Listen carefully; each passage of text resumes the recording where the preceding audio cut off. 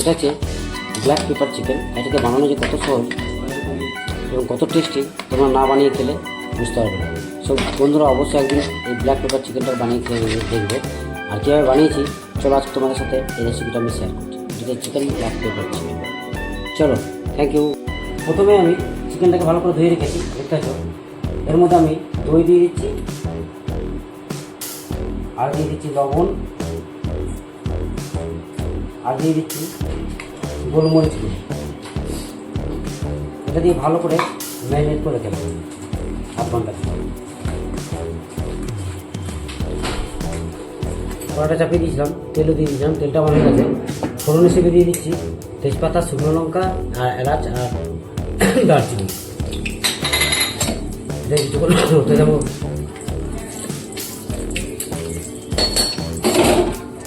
আর দিয়ে দিচ্ছি দুদানা জিরে। মশলাটা করতে দেবো। অ্যাড করে দিচ্ছি 3টে মিডিয়াম সাইজের পেঁয়াজ কুচি করে রেখেছিলাম। এটা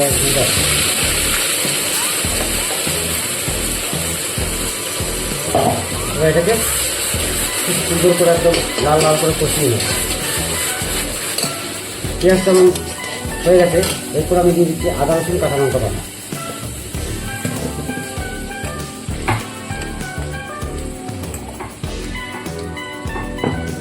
এবার এটাকে খুব সুন্দরভাবে কষিয়ে নেব।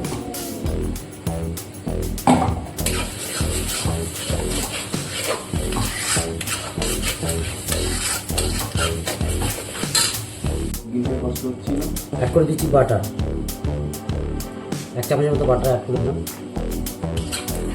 খুব সুন্দরভাবে এটাকে এবার কষতে থাকবো। ফাইনালি আদা রসুনটা খুব সুন্দরভাবে কষিয়ে নিয়েছি, তেল ছাড়তে আরম্ভ করেছে। এরপর আমি অ্যাড করেছি ম্যারিনেট করা চিকেনটা।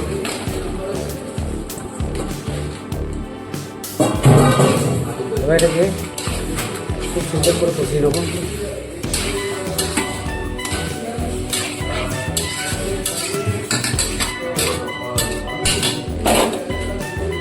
আর দিয়ে দিচ্ছি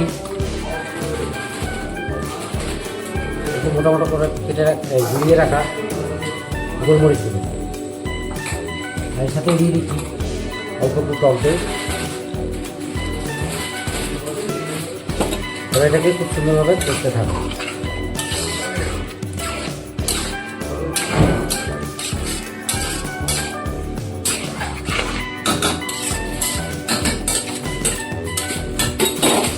ফাইনালি চিকেনটাকে আমি আগে 2-3 বার নেড়ে চেড়ে রেখে দিয়েছিলাম।